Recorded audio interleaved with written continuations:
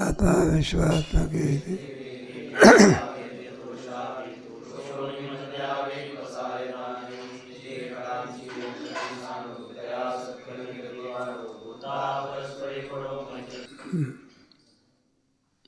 काढा.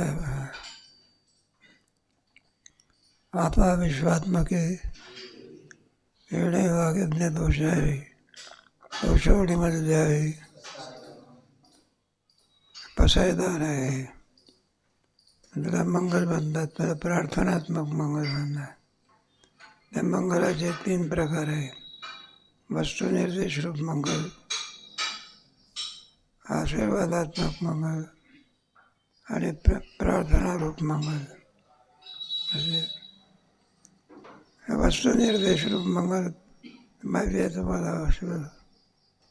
वस्तू म्हणजे हे ज्या आपण व्यवहारामध्ये वापरतो त्या वस्तू नाही घ्यायच्या. वस्तू म्हणजे ज्याच्यामध्ये परमात्मा स्वरूप भरलेलं आहे, वसधात्व आहे, त्याला वस्तू असं. परमात्मा आहे एक वस्तू असे ते जसे त्या दिसे नाण्याचं व्यवहार.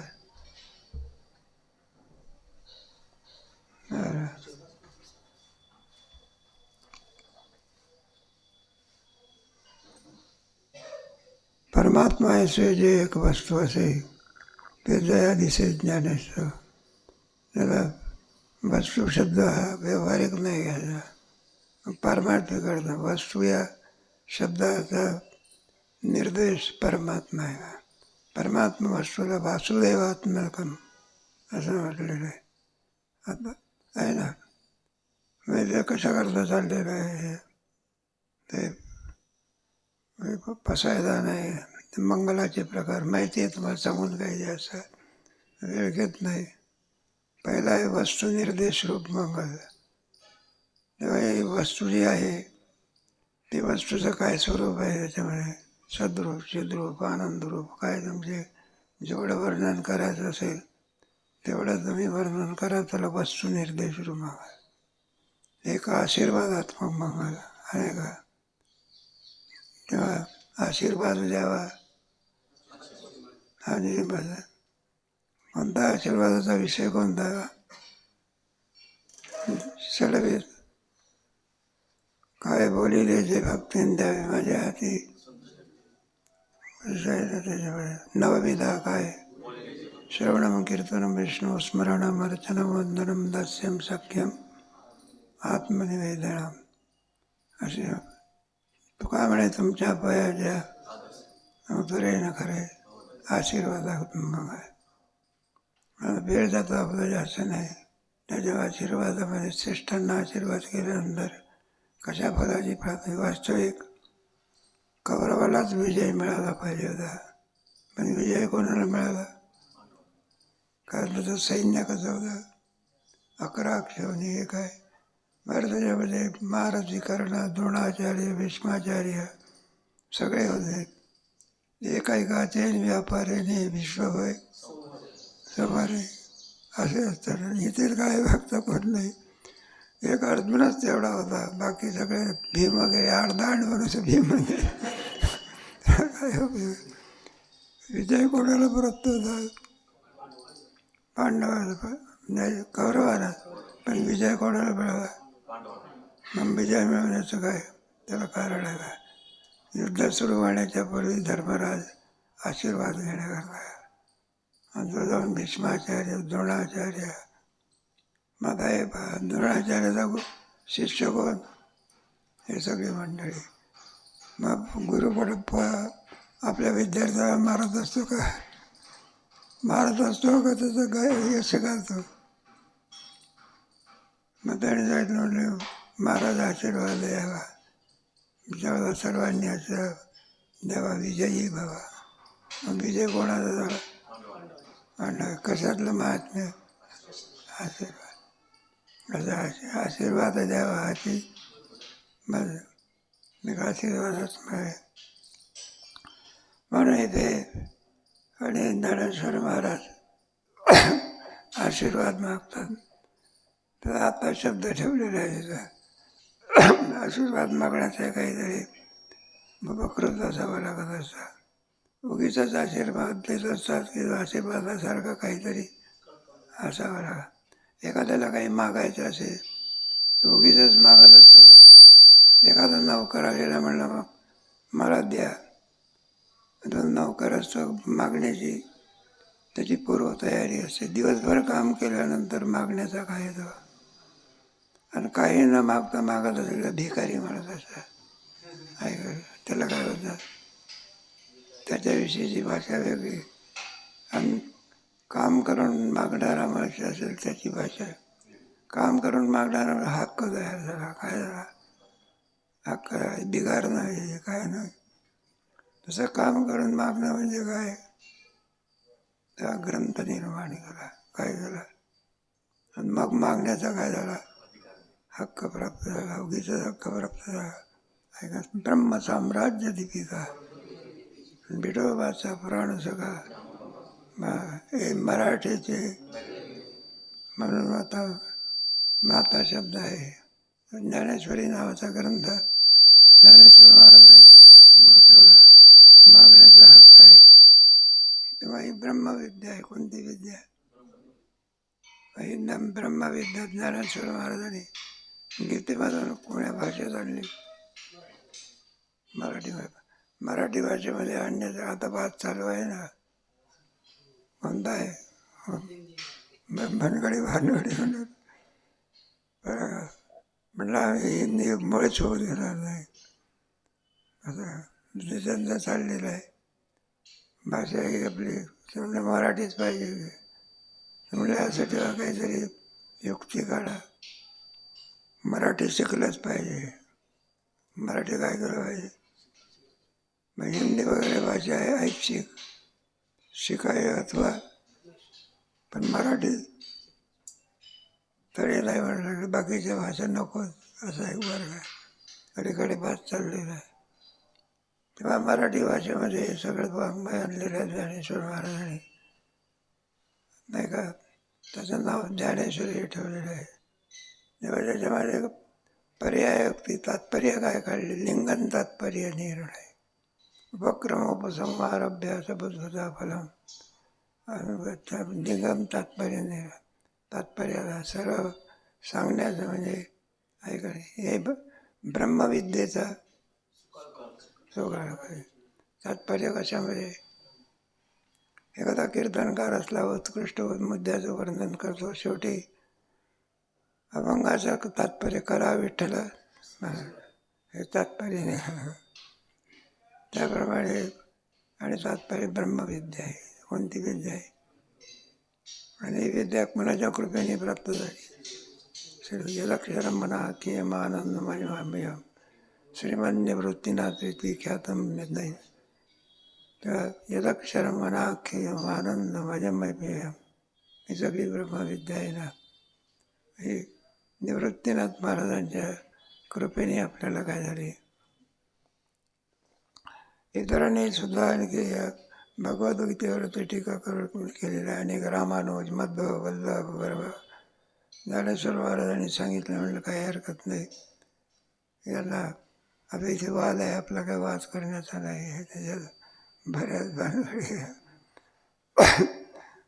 कोणी द्वैतवादी आहे, कोणी अद्वैतवादी आहे. पण सर्वांना आणखी ज्ञानेश्वर महाराज आणि म्हणलं याचा अर्थ लावणं फार कठीण आहे. इतकं सोपं नाही की त्याचा अर्थ लावणं म्हणजे. कारण असं आहे, सगळा वेद तात्पर्य आणि भारतामध्ये आणलेला सगळा वेद. भारतीचे नाही ते लोकेचे नव्हे. मग सगळा वेद कशामध्ये आणला, महाभारतात. महाभारतातला सगळा वेद कशामध्ये आणला, भगवद्गीते. असे म्हणून त्याच्या पुढचं आहे नको आहे असं सांगायला. सगळ्या भगवद्गीतेतला अर्थ कशामध्ये आहे नाही सांगत. एका श्लोकात यत्र योगेश्वर यत्र पार्थोधरा तत्र श्री, त्याच्याविषयीचं बरंच व्याख्यान आहे. तर धृतराष्ट्राने सांगितलं ना, म्हणलं विजय कोणाचा आहे, माझ्या मुलाचाच आहे. अगोदरच सांगून टाकतो युद्धात पडू अथवा विजय कोणाचा आहे. हे सांगितलं बा. आता त्या सैन्याला कोड्यामध्ये पडावं लागलं. विजय कोणाचा होणार आहे? पांडवाचा. आणि आज काय सांगतो म्हणलं माझ्याच मुलाचा काय. बरं आता मालक पडला घ्या. खरं सांगा तिकडून पंचायती, खोटं सांगा आपल्याला आवडत नाही. पर्यायोक्त अलंकार समजा माहिती आहे तुम्हाला. म्हणताना सगळं यत्र योगेश्वर यत्र पार्थो धर्मधरा तत्र श्री विजय विजय आहे काय. म्हणजे विजय नामे अर्जुन विख्यात. विजय अर्जुनाचं काय नाव झालं. विजय नामे अर्जुन विख्यात असं आहे. भगवान आहे. मग जिथे भगवान तिथे, जिथे सूर्य तिथे प्रकाश, जिथे साखर तिथे. मग ब्रह्मांडातले वीर जरी झाले आले कौरवाच्या पाठीशी तरी विजय कोणाला मिळणार आहे. असं जाऊ दे. असा अपूर्व ग्रंथ ज्ञानेश्वरी आणि अपूर्व ग्रंथ शिवरजीवर निवृत्तीनाथाच्या कृपेने काय पडला. आणि ते पण त्याचा अधिकारी सांगितलं आहे. म्हणलं असं या सर्वांचा काय अधिकार आहे ज्ञानेश्वरीमध्ये, भगवद्गीतेमध्ये. काही काही लोक सांगतात भगवद्गीतेमध्ये जातीचा प्रभाव सांगतात. भागवतात सुद्धा काय सांगतात. म्हणलं शूद्राला सुद्धा काय नाही. पण तसं नाही. ज्ञानेश्वर महाराजांच्या सृष्टीमध्ये मामी पार्थिव पाशिष्य स्त्रिया वैश्या सुता सुद्रा तेपी अंती सर्वांना काय आहे अधिकार आहे. ज्ञानेश्वर महाराजांची टीका वाचा तुम्ही या श्लोकावरची. कोणत्या एवढ्यावर नाही तेवढ्या सुद्धा अपिचेच मजत इमाम अनन्य भाग साधुदैव समंतव्या सम्यक व्यवस्थित असा ग्रंथ लिहिला. मागण्याचा हक्क काय झाला प्राप्त झाला. मग हे मागणंच आहे साधू हृदय आहे. कोणतं हृदय आहे. म्हणून ज्ञानेश्वर महाराजांनी आपल्याकरता काही मागितलं का. मग कोणाकरता मागितलं. पण त्याच्यामध्ये जे खळाची व्यंकटी आहे ना. पण अगोदर श्री गुरुचं वर्णन केलं. ज्याला मागायचं आहे ते आहे तरी कोण असा प्रश्न आहे ना. देणारा सुद्धा कळावा लागत असं. भलत्यानं भलतं जे मागितलं. एखाद्या माणसाला पैशाची आवश्यकता होती. तिकडून मधोकरी मागून येणारा विद्यार्थी म्हणला होता. आणि हा म्हणायला लागला त्याला. म्हणलं काय म्हणलं आम्हाला इमारत बांधायची आहे. कोणाला सांगलं. म्हणलं 2 कोटी दिले तर फार. अंबारी दाखवतो. तुला मी भीक मागतो तर तुला काय देणार.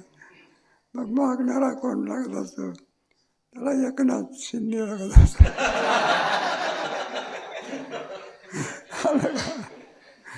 मग 5 रुपये दक्षिणा देतो का. कोणी विद्यार्थी किती दक्षिणा 5,000 आहे की नाही. ज्याच्याजवळ मागतो त्याचं सामर्थ्य काय केलं पाहिजे. मग त्यांना शोधते. मग त्याने किती कबूल केले 5,000 का. मग किती 5 कोटी सामर्थ्य आहे. कोणाला एवढ्यावरच नाही. पुन्हा आणखी लागले तर काय करू. देव की म्हणून देणारा कोण आहे नाही तर त्या दानामध्ये प्रकार असतात नाही. जे आणखी आपण इच्छा केली त्याच्यापेक्षा कमी देणारा त्याला काय म्हणायचं कनिष्ठता. आपण इच्छा केली तेवढंच देणारा मध्यम. आणि आपण जेवढी इच्छा केली त्याच्यापेक्षा अधिक देणारा त्याला काय म्हणायचं उत्तम. कल्पना करा एखाद्या माणसाला आपण 500 रुपये मागितले तर म्हणला एवढ्या रक्कम मागत नाही का. किती 50 रुपये घेऊन जा. कोणतं ज्ञान? कनिष्ठ. 500 रुपये मागितले, 500 रुपये देणारा मध्यम. आणि 500 रुपये द्या म्हटलं, आम्हाला काही काम वगैरे आहे म्हटलं, 5,000 घेऊन जा की. याला काय म्हणायचं? एकच पंगत काय घेऊन म्हटलं, सगळ्या शब्दातले पंक्ती आपलं. तसं हे मोठं दान करणारे कोण आहे? श्री गुरु. शिष्य काय मागण्याची सुद्धा अक्कल नसते का? मागण्याचे काय आहे? तरी सुद्धा परमात्मा दिल्याशिवाय राहत नाही, नाही का? तात्पर्य असंही दान आहे. तर देणारे कोण आहे? विश्वात्मके देवी. येणे वागयज्ञ. आता विश्वात्मके देवी असे शब्द वापरलेले आहे. त्याच्यावर 2-3 शब्द आलेले आहे. एक विश्व, दुसरा आत्मा आणि तिसरा देव. विश्वात्मके देवी. विश्वविचार म्हणतात हा. तेव्हा विश्वाच्या जगत विचार म्हणायचा. ग्रंथांतरी जगाचा भरपूर विचार केलेला असतो. विचार आहे ना, विचार करण्याचे विषय कोहम कथमिदम जातम को वे करता से विद्यते उपादान किंवा श्रेय विचार सोय मित्र. त्याच्यामध्ये विचाराचे विषय आहे, प्रतिपाद्य विषय. कोहम मी, कोहम कथमिदम जातम. हे जगत म्हणजे इदम म्हणजे इदम शब्दोदितम जगत काय करायचे. जेवढं काही दृश्य आणखी जे मनबुद्धी याला विषय करते त्यांना जग असं म्हणतात. एकादशी इंद्रियुक्त्या शास्त्रे नाप्य गम्यते यावत किंचित भवेदिदम इदम शब्दोदितम. विश्व आपलं दिसते एवढंच आहे का? शास्त्रावरून कळत असते. 11वा अध्यायाचा मग कळत असतं विश्व केवढं आहे. 11व्या सांगतात तत्रिकसम जगत कृष्णम अपश्यत देवदेवश. मला विराटाचा किती केस आहे विराटाला? एका एका केसाच्या ठिकाणी अनंत सृष्टी आहे. परमात्मा केवढा असला त्या विराटाला केस किती आहे? आपलेच केस आपल्याकडनं मोजणार. 3,500 आहे म्हणतात. 3.5 कोटी आपल्या अंगावर. एकाने विचारलं कमी भरले तर असंच एक सांगतात.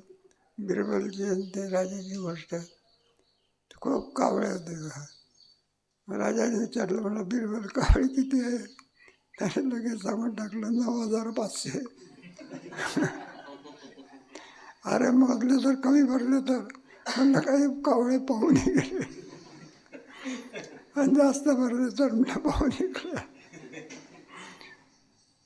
मग केवढी सृष्टी आहे सांगता येत. 11 अध्याय प्रबळ विषय. रामसुखदासजीचा आवडता अध्याय म्हणजे 11वा. फार सुंदर त्याच्यात ते वर्णन करून सांगायचे. म्हणजे विश्व केवढं आहे का? मग त्याचं वर्णन सांगतं. एका रोमियाशी अनंत ब्रह्मांडे आणि एका रोमियाशी देडे असं विश्व आहे.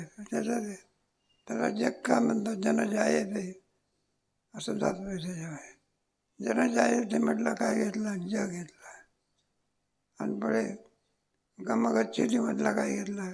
ग घेतला. आणि या 2 क्रियेपासून नाम तयार झालं, त्याला म्हणत जग म्हणायचं.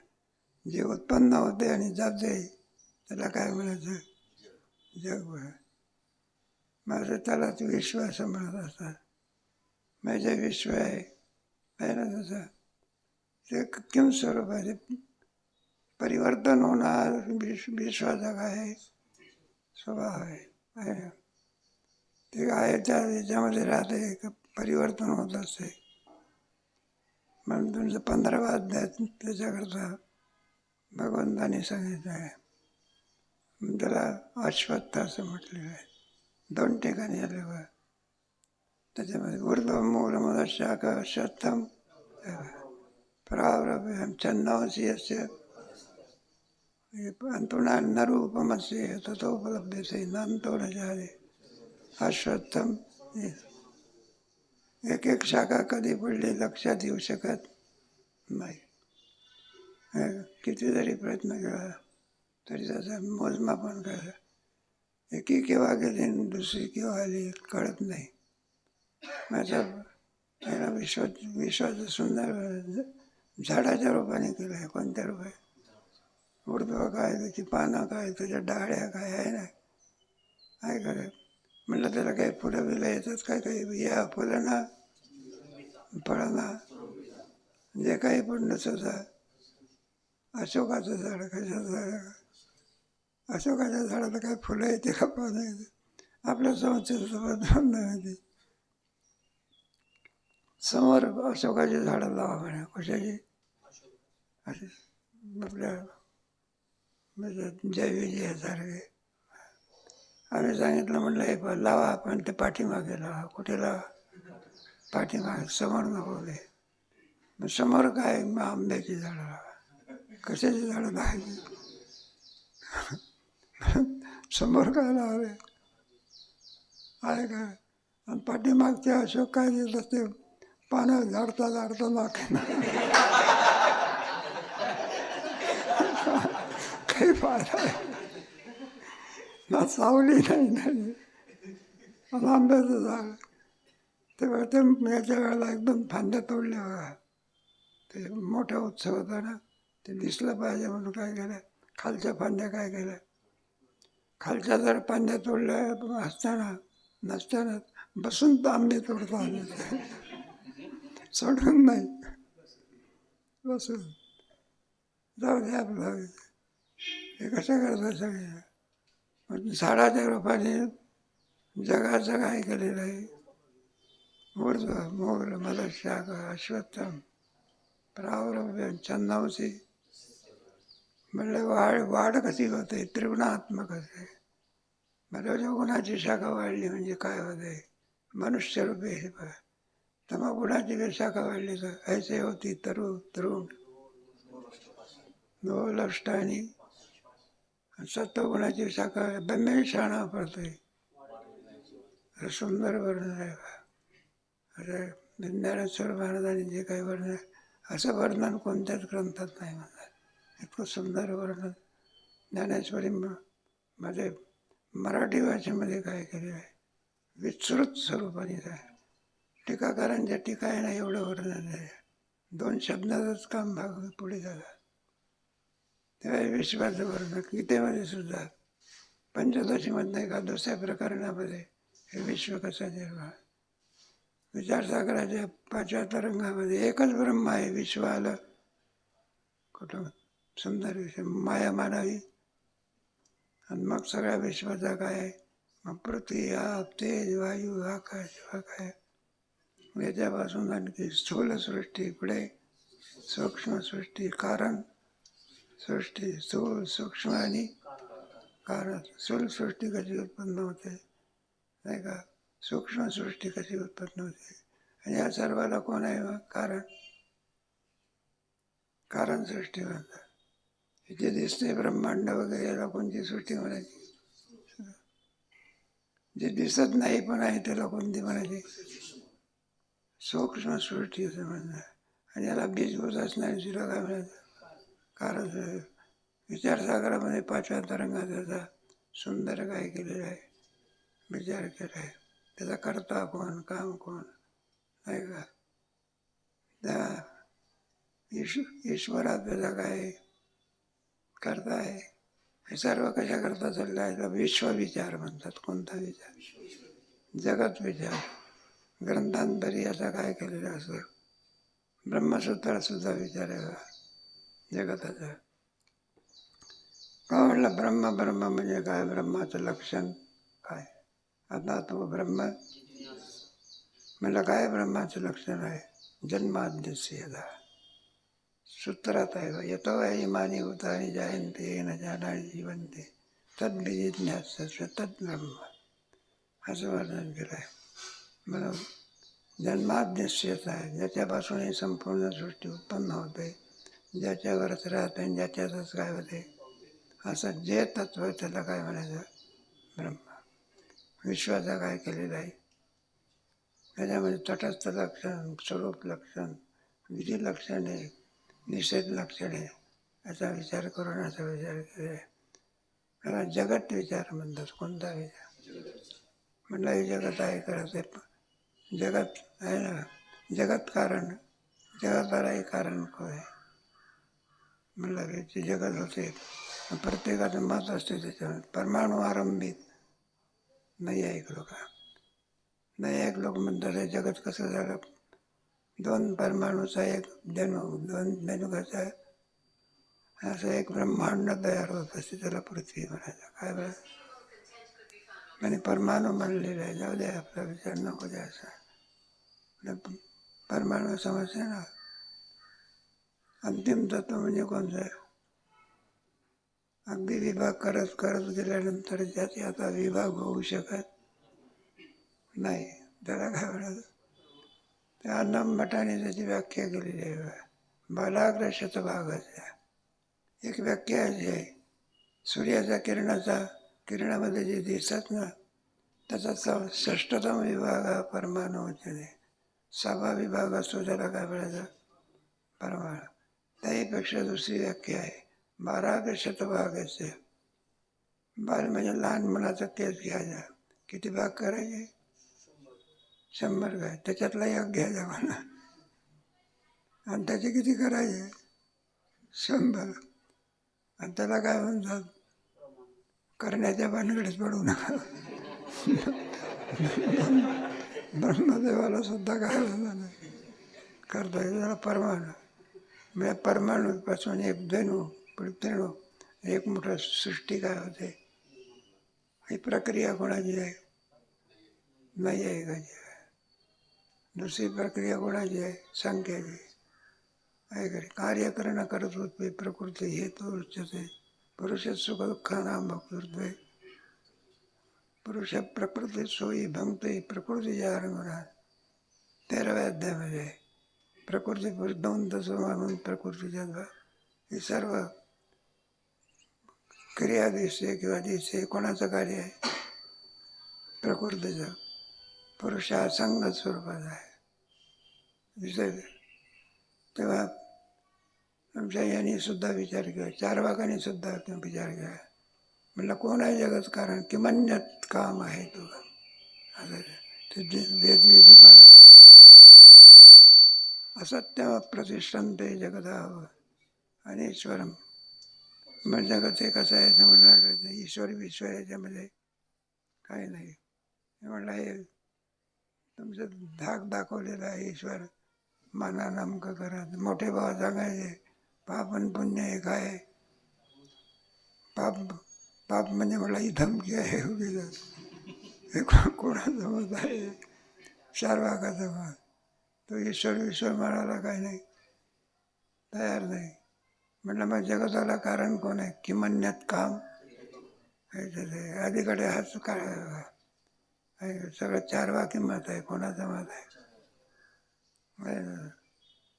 तर जाऊ दे, आपलं जास्त कोणाचं वर्णन करण्याचा अर्थ नाही. विश्वविचारामध्ये हा विचार सांगायचा आहे. असा जगात विचार सर्वांनी केला. वेदांत शास्त्राने सुद्धा काय केलं आहे? वेदांचा विवर्तवाद आहे, सांख्याचा परिणामवाद, आणि तुमच्या नैयायिकाचा परमाणुवाद, आणि बाकीचे दर्शनकार बघा शून्यवाद. कोणता? बुद्धाचा कोणता वाद आहे? शून्यवाद आहे. जाऊ दे, चांगली गोष्ट आहे. आपल्या तर जगत विचार म्हणतात त्याला. त्या जगात वेदांत शास्त्रातला विवर्तवाद आहे. विवर्त म्हणजे नसून वाचणे. काय वाचणे? जी वस्तू असते ना त्याचा आहे ना, परिणामवादामध्ये काय असतं? एक अवस्था जाऊन दुसऱ्या अवस्थेत प्राप्त होण्याला काय म्हणायचं? परिणामवाद. आणि विवर्तवादामध्ये एका वस्तूवरती दुसरी वस्तू भासणे याला काय म्हणायचं? त्याचं ब्रह्मस्वरूपावरती जगत काय होते? भासत असते. आकाशावरती नीलत्वाचा काय होतो? ब्रह्मत्व. त्याप्रमाणे ब्रह्मस्वरूपाच्या ठिकाणी जगताचा काय होतो? जगत सत्यम वा असत्यम वा. जगत सत्य आहे का? मिथ्या आहे वेदांत शास्त्रामध्ये. जगत मिथ्या, सत्य काय ब्रह्म सत्य, जगत मिथ्या. जाऊ द्या, या विश्वाचा विचार करा. तेव्हा संतांच्या विचाराच्या बाबतीमध्ये हा विचार तिथं आता विश्वात्मके म्हणलं, ज्याला आम्ही मागणी करणार आहोत ते कोण आहे? तर विश्वात्मक आहे. विश्व नाही का, हा समस्त ईश्वरी ऐशी या प्रतिची रसाचा म्हणून भक्ता माझी ज्ञानी या ज्यांचा बहुत कुंज आहे, हा समस्त ईश्वरी. म्हणून राजीव कोण आहे? नाही का लक्षामध्ये, हा समस्त ईश्वरी अशी ज्यांना अशी प्रतीची आलेली आहे अनुभव. हा विश्व प्रतीचा ठाव, आणि तो भक्ता माझी ज्ञानी आहे. खरा भक्त कोण आहे? तोच आहे. ज्ञानी कोण आहे? तोच आहे. मग निवृत्तीनाथ महाराज कसे आहे? भक्ता माझी ज्ञानी आहे. मग विश्वोन्मिन्न आहे का विश्वात्मक आहे? विश्वोन्मिन्न आहे का ते? काय काय मग विश्वोन्मिन्न आहे. भक्ता माझी राहणं असा अनुभव आहे. ज्याच्या प्रतीची ज्या वाकारान पवाड होय तो महात्मा धनुर्धरा दुर्लभ आहे, त्याला महात्मा म्हणतात. असे कोण आहे? निवृत्तीनाथ महाराज. म्हणून पहिला शब्द ठेवला विश्वात्मके. हा विश्व एक वेगळा आणि आत्मा एक वेगळा. विश्वात्मक कसं होऊ शकेल? म्हणतात न व्हायला काय झालेलं आहे? विठ्ठल जळी स्थळी रिता नाव नाही राजे दृष्टीने. मग परमात्मा परिच्छिन्न आहे का व्यापक आहे? आणि बोध. आता संतही सुद्धा तेवढेच राहिले की त्यांना जाणून तत्स्वरूप झाले. आहे का नाही? हे जाणीव अशीच आहे. इतर जाणीवेमध्ये जीवात्मा जाणण्याहून वेगळा राहतो. काय राहतो? वेगळा राहतो. पक्षी जरी आणखी फळ हे करत असेल, जरी भोग घेत असला तरी पक्षी काही फळ होत नाही, फळ काही दोन भिन्न राहतात. भेद जसाच्या पण हे जाणण्याचा आहे. मिठाचा कडा पाण्यात टाकला तर तसाच राहतो. किमस्वरूप होतो. साधा होता तो का समुद्ररूप होतो. म्हणजे आणि परमात्मा स्वरूपाला जाणला तो परिच्छिन्न राहतो का व्यापक होतो? किती व्यापक होतो? हे विश्वाची माझे ऐशी मती दयाची. माझा तो परिच्छिन्न राहिला का शरीराने मोठा होतो का बोधाने? शरीराने अनुरेन या थोकडा. आणि तो का काशा बोध काय करत असो? परिच्छिन्न वस्तूला व्यापक करतो. आणि अज्ञान काय करत असते? व्यापकाला काय करते? अज्ञाने ब्रह्मस्वरूप असलेल्या जीवाला किम स्वरूप करते? जीवरूपत्वाला. तेवढ्यावर काम मागत नाही. अति पाप असेल तर ऐसे होती तरू लोष्ट आणि किती खाली आणलं जीव देणार नाही. जीवाचा आहे. पण अतिपापामुळे कोणाच्या योनी आहे ऐसे होती. काय येणे बहुभवे जो तमोगुणी वृत्ती आहे. तो पशु का पक्षी का होय, झाड का? हे पशु नाही सहज पापाचंच फळ आहे. कशाचं फळ आहे? अंडाच्या जाराच्या स्वेदाचे उद्भिज आहे. मनुष्य देह मात्र काय आहे? पाप पुण्याचं फळ आहे. वर जाण्या इतकं काय नाही, खाली जाण्या इतकं. अनिष्ट मिश्रणच्या त्रिविधम कर्मला फळ. इष्ट म्हणजे लोकांतराची प्राप्ती होणे हे इष्ट. अनिष्ट म्हणजे नरकाधिकामध्ये जाणं. आणि इष्टानिष्ट म्हणजे म्हणून कोणता अध्याय? 18 अध्याय.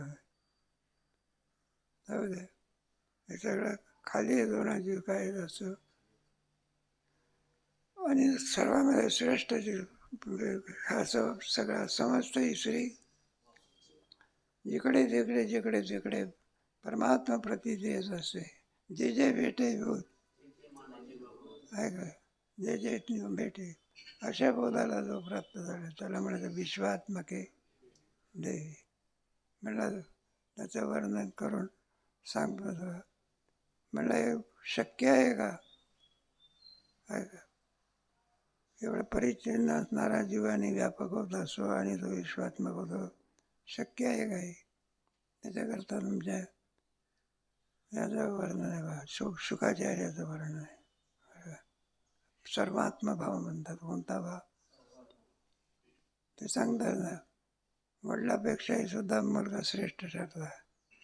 ते येत आहे नाही का, 12 वर्ष कुठे होतं, आणि शेवटी मग ईश्वर कृपेने काय आला, जरा भगवंताने सांगितलं, मग तुम्ही लवकर या की बाहेर. म्हणलं संसार पाठीमागे लागेल, याची वाट काय. म्हणलं तुम्हाला संसार त्रास देणार, काय करा. आणि बाहेर आला तर थांबत थांबत बसला का कुठे नागवाची पळून 12 वर्ष लपलं. मग ज्या वेळेला जात असतो ना, त्यावेळेला व्यासनारायण असतात. म्हणजे पुत्र आहे येशू का म्हणला, तो इतका समरस झालेला आहे. कोण? बरं का, सर्वात्म्याची. तर शुक उत्तर देत नाही, झाड उत्तर काय, पुत्रे ती तन्मया सर्व विनेद. खूप आहे का, व्यासनारायणाच्या आखेला कोण देतात? झाड देतात. त्याला म्हणा सर्वात्मा भाव. कोणता भाव? आता आहे की नाही. आणि या भावावरती कोण नाही, व्यासनारायण सुद्धा नाही. आहे ना, यम प्रवचंत वीर का तुरा जेव्हा पत्रे तन्मया तरो विनेदो तत् मानसम बनी मी. त्या शुकाचार्याला आम्ही काय करतो, नमस्कार. याला सर्वात्म भाव. आणखी पुन्हा आपलं सांगतो, ज्ञानेश्वर महाराज सर्वात्मक भाव आहे.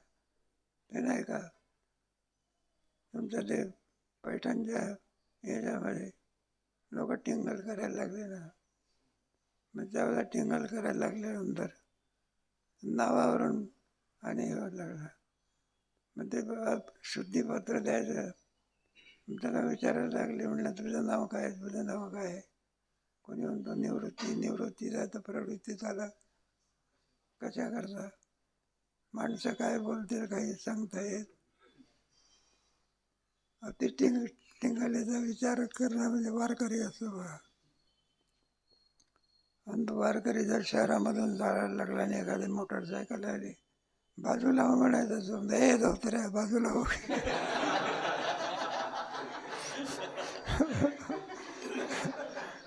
उपेक्षेचा काय झालेला आहे, काय काय सगळे काला येतच नाही. वारकऱ्याचं महत्व सामान्याला कळतं का? जो वारकरी असेल त्याला काय महत्व. सामान्य का पंढरीचे वारकरी आहे का नाही. जो सामान्य इथं काय धनाने मिळतं, धनाने मोक्ष मिळतो का? मग कशाने मिळतो? विकत मोक्ष मिळतो का? ज्ञानाने सुद्धा मिळत नाही का? तो कशाने मिळतो? वारे पंढरीचे आणि ते अधिकारी. म्हटलं या कसं शक्य आहे, पुंडलिके दिलावर करुणा करे विठ्ठल. हे तात्पर्य कशा करते. म्हणून उपेक्षेचा विषय व्हायला लागलेला. म्हटलं नाही का, तुझं नाव काय आहे? तर म्हटलं मग ज्ञानेश्वर आहे. म्हटलं काय नाव सुंदर आहे अमुकांत. एक जण म्हणलं आमच्या रेड्याचे नाव काय आहे? ज्ञानेश्वरच आहे. म्हटलं काही फरक आहे का याच्यामध्ये? कुठला फरक आहे म्हणत आहे. म्हटलं इतका बहुत तुमचा प्राप्त झालेला आहे का? मग त्याची परीक्षा घेण्याकरता आसूड कोणावर मारला आणि ओळ कुठं उमटला. मुक्ताबाई धावली ना, ती म्हणलं हे, म्हणलं मारू नको, माझ्या भावाला काय होतं. ते कपनी बाजूला केली. ओळ कुठे होता? कोणता भाव म्हणायचा? विश्वात्मा. सामान्य राहिले की सर्वांशी समर्थ झाले. आता विश्वात्मके परिचिन्नाचा एका व्यापकता आहे. याबद्दल आमचे श्री गुरुजी सर्व एवढे तेवढ्यावरून तेवढे समजून मग सगळ्या जीवाचा जीव कोण झालेले नाही का. किंबहुना चराचर आपणाची एकेची ठाई बैसला परी सर्वत्र आणि असो पावाला विश्व. दिसायला आणखी असे जसे पंथी तेवढे नसून विश्वरूप झालेले. काय झाले? आता विश्वात्मके येणे वागेज्ञ. देवे शब्द उच्चारलेला आहे. देव या शब्दाचा ज्याच्यामध्ये जीवनाम प्रकाश असतो, ज्ञान प्रकाश. कोणता प्रकाश? सूर्यप्रकाश नाही घ्यायचा. मग कोणता घ्यायचा? देव शब्द म्हणून त्याला देव. ज्याच्यामध्ये दिव्यता असते त्याचं नाव काय आहे? जो सर्वाचं प्रकाशन करतो त्याला काय म्हणायचं? ज्याच्यामध्ये अघटित सामर्थ्य असते त्याला काय म्हणायचं? देव या पदाला कोणी प्राप्त होत असतो की त्याचं सामर्थ्य असावं लागतं. बाकीचे देव आहे की पण ते काय सगळे कमी प्रमाणात आहे. आडनावाचे देव तुम्हाला सांगायचं काही बनवलेले देव हे सगळे देवच आहे. पण देव या पदाला ते प्राप्त होऊ शकत. लक्षणात बसलं पाहिजे ना. काय बसलं पाहिजे? नाही तर त्याचं लक्षण कोणतं आहे? जो सर्वाचं प्रकाशन करतो त्याचं काय म्हणायचं? देवच आहे. देव या पदाला आता सगळं कर्तुम सामर्थ्य पुढे, अकर्तुम सामर्थ्य पुढे, कर्तुम अकर्तुम सामर्थ्य दोन्ही सामर्थ्य. हे सर्व विषय सृष्टी ज्याच्यापासून उत्पन्न होते ते त्या देव. सृष्टीच्या आहे ना तुमचा. सृष्टी विचार करते वेळी कर्तुम शक्ती कशी असते हे सांगण्याकरता या संपूर्ण विश्वाला निर्माण करणारा कोण आहे? आहे ना. इतर कोणी करू शकत नाही. म्हणजे त्याचं वर्णन केलेलं आहे का? अल्पशक्ती करू शकतो का? जीव करू शकतो का? आपोआप विश्व उत्पन्न होते का? कोणीतरी करता असला तर सामान्य का असामान्य असला पाहिजे. उगाच कार्य करीत असतो तो काही वेडा मनुष्य करतो का? वेड्या माणसाने काम करण्याकरता अज्ञान आहे त्याला, काम करण्याकरता केलं. काम तर होतच नाही. पण गणपती करायला गेला तर वानर करून बसला. ज्ञान नाही, काय नाही.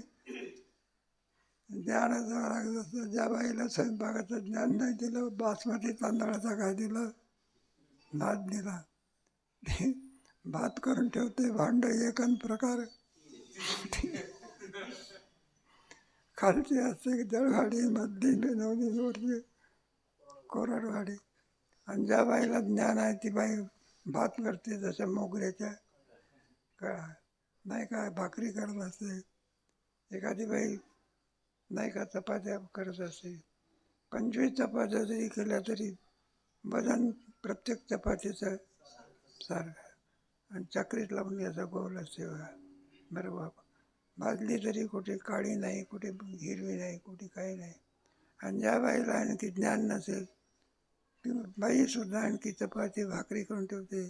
ती भाकरी पाहायला गेल्यानंतर हिंदुस्थानचा पकड.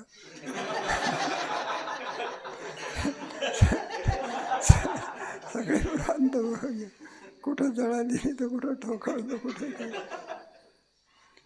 ज्ञान असावं लागतं, खायचं लागतं. विना ज्ञानाचं.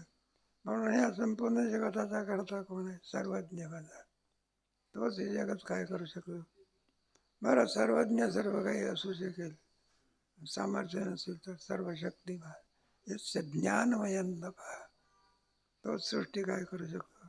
नियंत्रत्व नाही काय. आणि त्याला ईश्वर म्हणतात. ईशान शक्ती याची आहे. सूर्य वायू नाही, वाव बरी बघे नाही का. पावके दहावे पृथ्वी बैसका हे पहा. नाहीतर काय, उद्या जर मुंबईच्या समुद्राने म्हटलं आम्ही ज्ञानेश्वर महाराजाच्या दर्शना येतो, आपली काय स्थिती एका लाटे सगळी आळंदी संपली. त्याला सांगितलं पर्वती तरी समुद्री रेखा ईशान शक्ती आहे. सूर्याला सांगितलं रोज वेळेवर ते काय झालं पाहिजे. ते म्हटलं एखाद दिवशी काही आधी ते काय वारकरी शिक्षण संस्था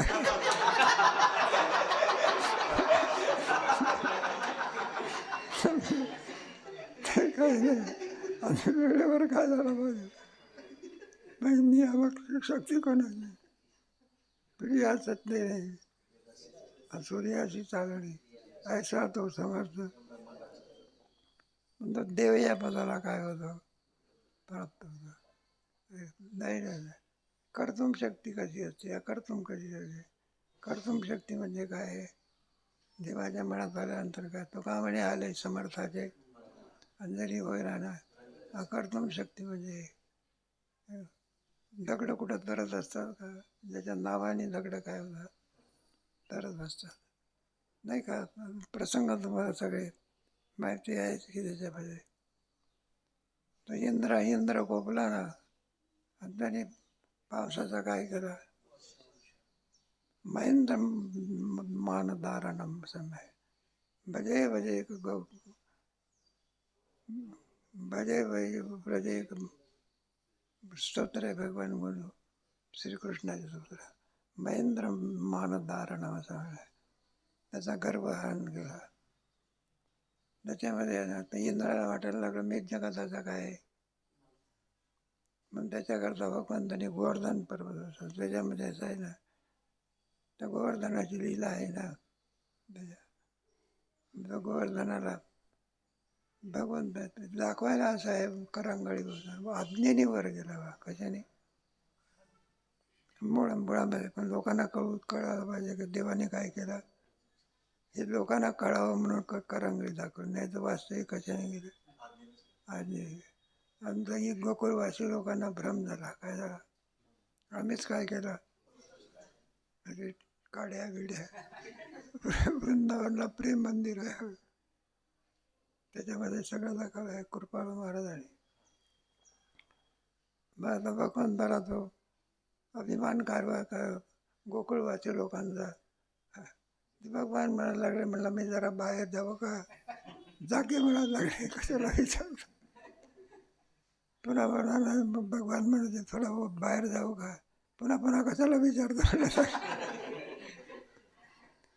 आणि मग देवाने थोडी करंगळी काय केली, दिली गेली पाटावर वंटा. हरे कृष्ण धाव धाव धाव. अरे म्हणलं जाऊ का बाय, पाय पडतो.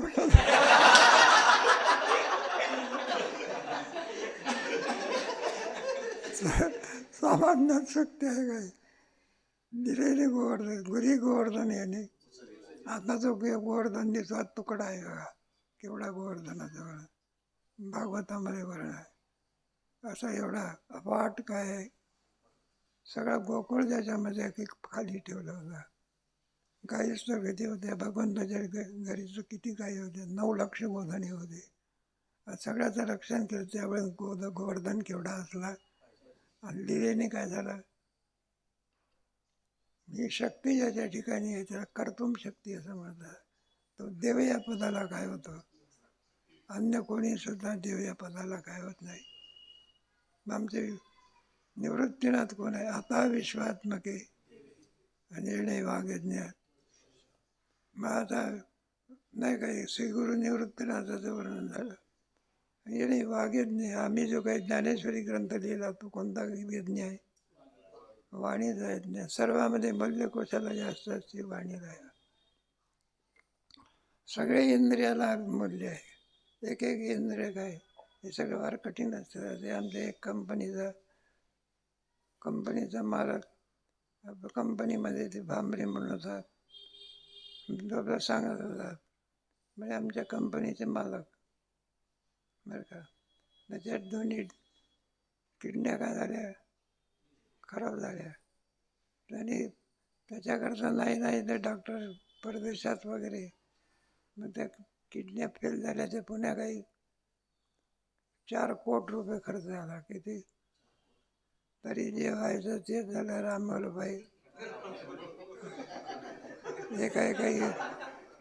काही इंद्रियाची काय किंमत आहे, जावे त्याचं वंश देवाकडे. त्यामध्ये सर्वामध्ये श्रेष्ठ इंद्रिय वाणी आहे बरं का. इतरांना इंद्रिय दिलेली आहे, वाणी कुठं आहे. फक्त वाणी कोणाला आहे, मनुष्य देह. मनुष्य देह खेरीज करून कोणाला काही नाही, वाणी नाही. आणि या वाणीच्या द्वारा आपल्याला उपयोग करून घेतला आहे. मुखी अमृताची, देह देवाची, या वाणी घे घे माझी वाची. या वाणीच्या योगाने मग ज्ञान यज्ञ तरी काय आहे वाणीचं सर्वांमध्ये श्रेष्ठ. पशुपक्षाला दुःख होत नाही की सांगता येत नाही. निरपराध गायला आणखी मारत असतात त्यावेळेला ते काय हसत असते का? पण वाणी कुठे आहे? अक्षरपूर्ण आणखी करण्याची वाणी फक्त कोणत्या ह्याच्यामध्ये म्हणून या वाणीच्या योगाने जग आपलंसं करू शकतो. काय करू शकतो? आणि त्याच वाणीचा दुर्योगच केला तर मार खाण्याची काय आहे?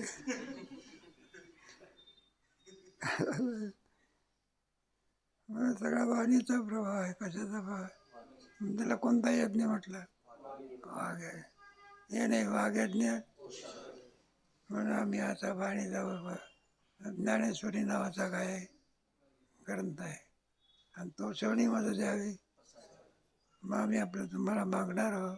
काय मागणार आहोत त्याचा अधिक विचार कधी करू? इथं आपलं मग नावही ज्ञानेश्वरीचं आहे. आमचे माऊलीचं नाव काय? ज्ञानेश्वरीचं आहे ना, बरं का? तेव्हा तुम्ही थोडं सांगितलेलं फार चांगलं आहे. बरं का? एखादं प्रवचन केलं तर काय बिघडलं? तेव्हा काय हरकत नाही. एखाद्या वेळेला तुम्ही सांगायचं झालेला विषय कुठे थांबव. आता